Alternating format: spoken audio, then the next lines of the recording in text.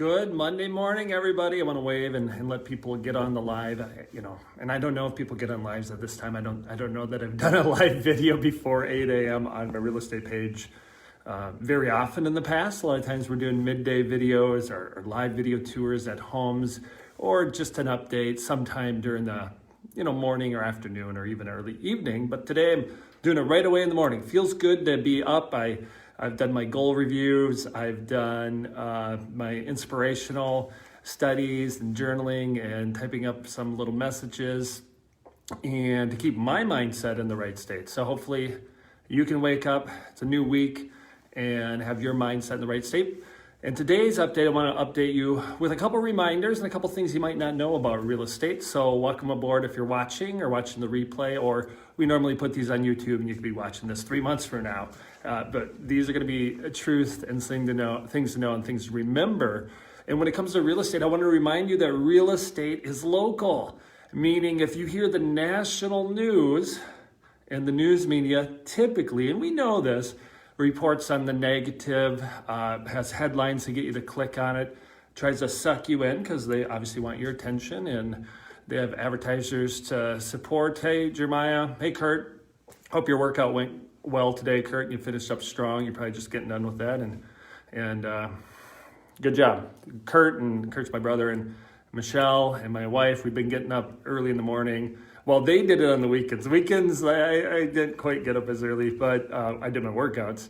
They've been getting up early and getting the workout in. So that's one other thing we did today to get the momentum started in the day. So got to remind people that real estate is local. So if you hear the national news media talking about whatever they talk about in the economy or real estate and something's down, that is on normally a national level, but you have to look at the local side of things, like what's going on locally, and then you have to typically not even rely on the news media again, because they'll report the negative or the statistic that jumps out to maybe make you worried or fearful. Typically they do. I'm not saying all the time. So who do you got to rely on? You got to rely on your local real estate expert. And I did a video, this is almost piggybacking off of the video I did Friday, but you also want to have a local real estate expert that's in the business, doing a lot of business, not just somebody who does a few deals, who may like to watch the news a lot and be negative. You don't want to talk to that person. I mean, you might, just to get their perspective, then get a real perspective. Real estate is local, and locally in Minnesota, and I've said this several videos, dating back to when I predicted some of the things that were going to happen in real estate that are happening and will happen a few weeks ago. The market in Minnesota, you might see a couple pockets, again, because real estate's local, that go down a little, or a couple genres of properties that go down a little, or a little bit all over the board. But in general, most little areas, most cities, counties, there is the year-over-year appreciation number, and that's still higher this year at this time than it was last year. So meaning home values are up a little bit. You might think how that's possible with everything going on. And again, maybe you haven't watched all my videos, but that's because there are less sellers in the market. And even if there's less buyers, that's supply and demand. It's always supply and demand. And because there's the limited inventory, that is what is helping keeping values up.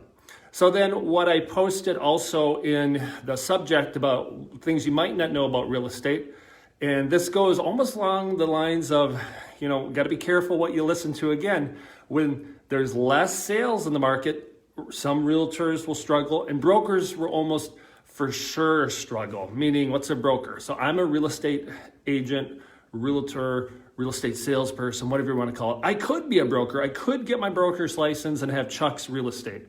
And one of the reasons I don't have Chuck's Real Estate is, I do have a team, so I've obviously brought some people onto my team, but I don't want to manage and recruit and do that side of things. I want to do the day-to-day contact with people, helping people buy, sell, negotiate the sale, marketing the property, and do the best I can to serve those needs and values of the clients we work with.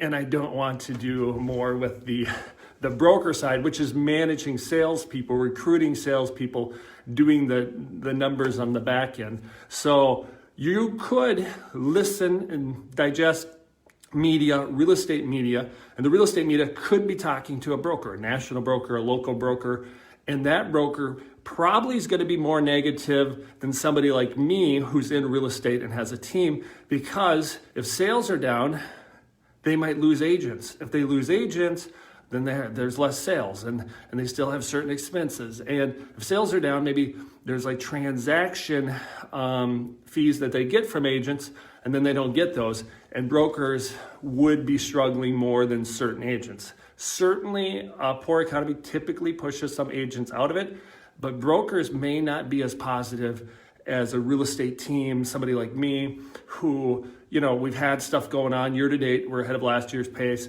This month, we're down, but there's a lot of reasons for that. And then I also see the light at the end of the tunnel where we're going to, come back up pretty quickly here as far as what we're doing. So understand, it's a little known fact maybe that brokerage and real estate's a little bit different. The broker could have maybe a negative state of mind compared to somebody like myself. So that's, again, real estate's local, but you also got to talk to the right person and understand where they're coming from. And then what I think people don't understand, if you've ever sold or bought or whatever, and you saw, wow, my realtor made this big commission or whatever, or why some people sell on their own. I don't want to pay a commission.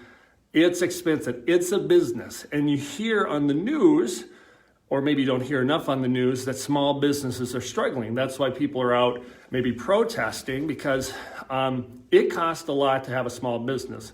So brokerage, a lot of times those are small businesses. A real estate team, we're a small business owner. I'm a small business owner, and it is costly. It is not free to do the marketing we do. If you have a realtor who does their few sales part-time or limited, they probably don't do a lot of marketing.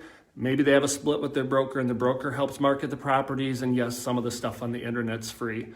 But when you do it the way we do it and the way a broker has to help everybody in their brokerage, it is very costly, like any business. So that's why if there's a month or 2 months off for any small business, over a restaurant, things that aren't operating now, that's why they're maybe angry, frustrated, or whatever, because it costs so much to actually run a legitimate business. So you have to understand that if you see a commission number like 6% on a listing, first of all, on a listing, we split that with the buyer's agent. And then you might say, well, that's still 3.3% on this size of property. There's a lot of cost involved. And you're not only, if you're hiring an agent, you're not only paying for, let's say, their ability to handle the transaction and navigate it, but also the extra marketing and the extra services that you may not even think of, that you might just think, well, everybody's the same.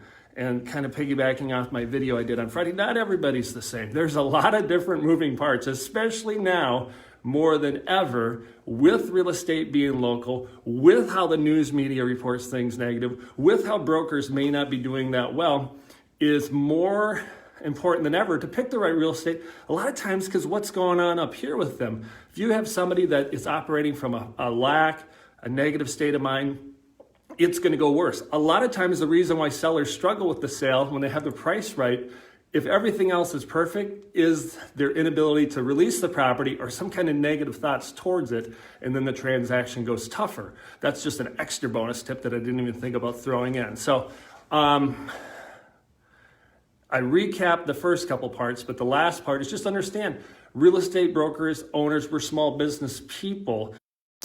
There's a call coming in. When you run a business, it's very costly. So that's why any other small business owner right now might be out there protesting. I'm not out there protesting. I'm out there working on my mental, emotional, physical state so I can show up the best I can for clients and do a good job. And things are going fine and trending even better direction based on all that. But you have to understand that real estate is way more expensive to run than anybody out there thinks. And I know that to be true. There's only a few people I actually meet with that really realize it when we break down the numbers. And obviously, the people that work with us understand it's a costly business, but they wouldn't even realize how costly it is for a broker or a team like us to run the business. So that's something to understand or know or be aware of. But the main reminders, real estate's local, don't listen to the news, contact your uplifted, prosperous mindset type of realtor, especially in this situation that we're going through now. Have a blessed day.